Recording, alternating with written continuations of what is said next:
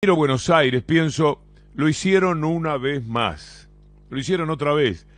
Eso de quedarse con todo lo hicieron de nuevo. Ricos, poderosos, corruptos e impunes. Le robaron el río a la ciudad nomás. ¿Qué tanto no ni no?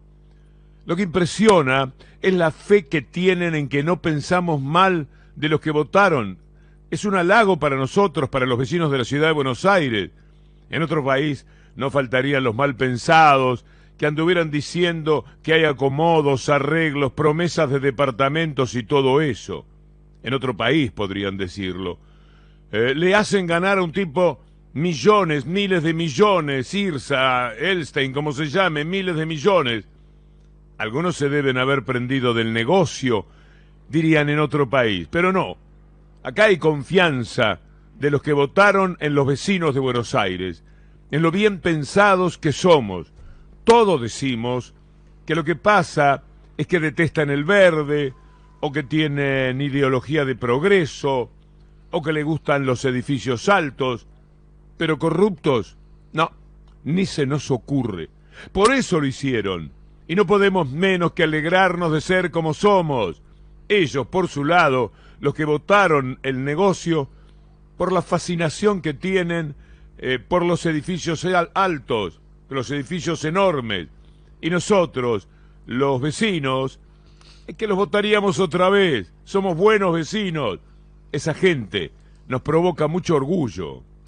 Los legisladores de Buenos Aires, nuestros legisladores, votaron 36 a favor, 21 en contra de esas torres de Costa Salguero y Costanera Sur. Más de 100 hectáreas con acceso al Río de la Plata quedaron bloqueadas para siempre. ¿Quiénes van a ver el río desde esos balcones enormes, altísimos, de lujo? Bueno, los que puedan comprar esos departamentos. Mientras, del otro lado, quedaremos millones, imaginándolo, mirando fotos del río o pidiendo un aplauso para el vendedor.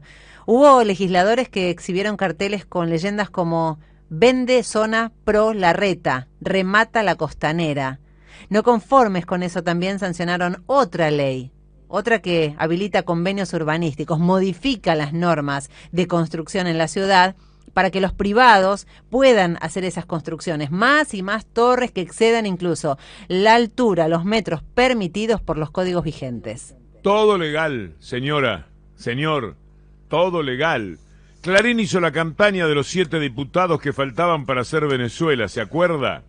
Y mientras tanto, estaban preparándolo todo. Lo iban haciendo y nos cocinaron ayer. En tanto hablaba Clarín de esos 7 diputados, cuidado con votárselos, abusaban en la mayoría de la legislatura para hacer sus negocios de los que nunca se van a poder redimir. Nos hacen cualquier cosa, de verdad, pero aquí estamos, la batalla cultural perpetua.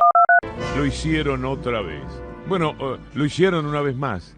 Jugaron de nuevo contra el país, con el propósito, por supuesto, de destruir el gobierno.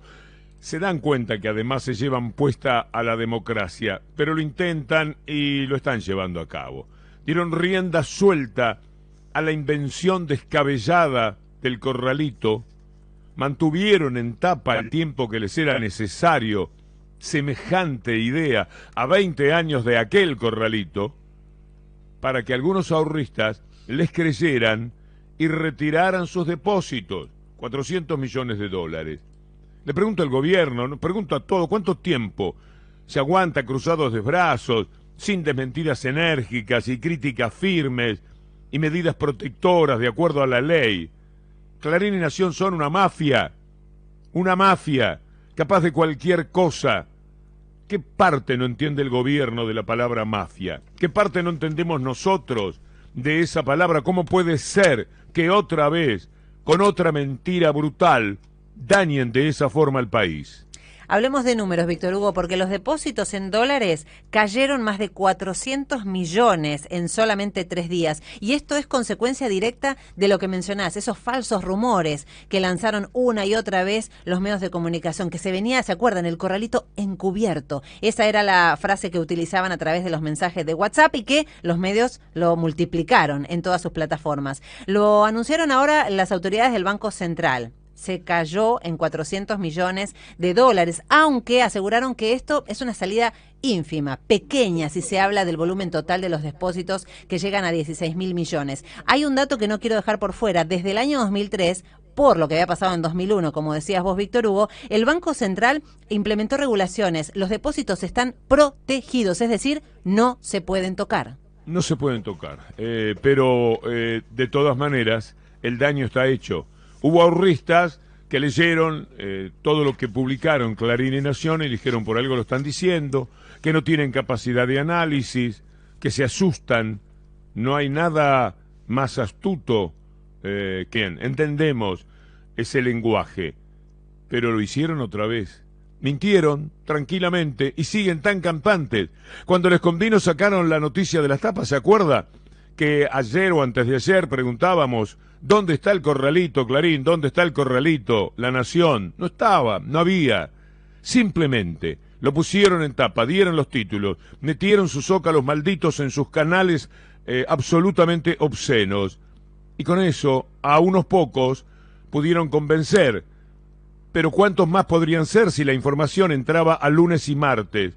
La reacción rápida permitió confrontar la noticia. Salió bien el Banco Central a decir que esto era un disparate.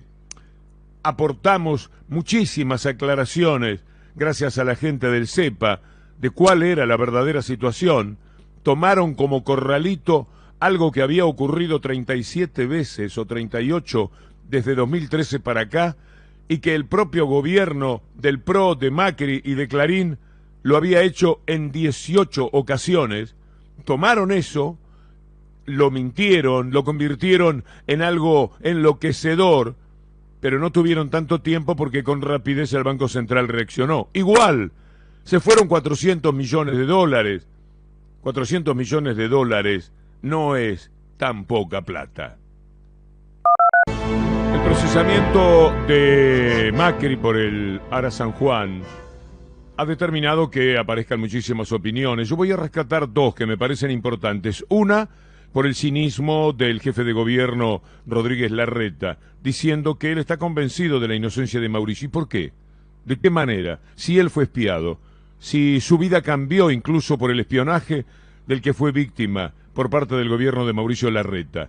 Que sea tan berreta que no le importa el daño que le han hecho, porque eso le permite mantenerse dentro de un partido que lo puede erigir si la derecha venciese hasta en presidente de la República, es una cosa. Pero creerle a este hombre esto que dice es imposible. Esta causa donde se lo acusa a Mauricio de escuchas de los familiares del Ara San Juan, un episodio tristísimo de la Argentina, pero que pasó hace muchos años, que justo viene a saltar 15 días antes de la elección, cuando Mauricio no estaba ni siquiera mencionado en el expediente, cuando el juez, que se equivocó, hizo un error enorme en términos de que no estaban las condiciones para que le haga las preguntas, lo subsanó en horas. Ojalá ese juez y todos atrapen a los delincuentes, a los violadores y a los narcotraficantes con la misma celeridad. Un sinvergüenza es un tipo decente al lado de Larreta cuando uno le escucha decir estas cosas y tantas otras. Del lado de Macri, una de las cosas que se trata de señalar es que es una cuestión política. Jamás podría ser una cuestión política. Lamentablemente, los familiares de los caídos del Ara San Juan, de los hundidos del Ara San Juan, son del palo de la derecha. Son personas, en su mayoría, votantes de Macri. Mal querrían hacerle daño a Macri. Lo que pasa es que es mucho más fuerte el dolor y la necesidad que tienen de haber recibido el respeto que correspondía, el trato que no les dio aquel hombre en el que habían creído con su voto. Probablemente lo que tienen es una decepción todavía mayor. Si en aquellos que creemos encontramos tanta perfidia, tanta mentira, por supuesto que podemos ser todavía más decepcionados. Luis Tagliapietra habla, es uno de los familiares y los representa muchísimos de ellos. Luis Tagliapietra habla de ese aspecto, de a quienes votaban los familiares de las víctimas del Ara San Juan. La mayoría son votantes de Macri y de hecho lo siguen siendo. Entre las víctimas, la mayoría son votantes de Macri. Y de hecho lo siguen siendo. Jamás levantamos una bandera política, jamás. Muéstrenme alguien, incluso nadie, ni yo ni nadie, jamás hablamos de política, porque para nosotros esto no es una cuestión política, están nuestros hijos de por medio. Y lo único que queremos con todo esto, porque a veces nos olvidamos de lo que es importante acá, porque esto en realidad es colateral. Acá nosotros queremos saber qué es lo que pasó con nuestros hijos, Claro. qué es lo que pasó con el ARA San Juan. A 4 años de la desaparición todavía no sabemos por qué se hundió. Luis Tagliapietra lo dice, y esta es la purísima verdad. Pero encima, él sabe, ellos saben, que fueron espiados, observados, que tenían teléfonos pinchados, que pretendían saber cuáles eran las preguntas, las inquietudes y sobre todo el trato que le iban a dispensar a Mauricio Macri. La primera vez que Macri los enfrentó con aquel ridículo jogging viniendo de jugar al pádel y se plantó frente a ellos a hablar, ya recibió una pregunta, la primera de todas, que demostraba que esa gente estaba muy dolorida y que esa gente no se iba a callar, no le iban a decir quédese tranquilo que yo después le aviso. No es así. No iban a quedarse mansos con esa se la debo, señora. Esto es lo que pasó, que él quería saber porque en esa gente vio una bravura particular, lógica. Gente que había perdido a su ser querido en el medio del mar sirviendo al Estado y el Estado le respondía de la peor manera. Estaba pensando en lo que pasó con el Banco Central y su pérdida de 400 millones de dólares que fueron a buscar sus clientes, auspiciado todo por las mentiras de Clarín y Nación sobre el lawfare.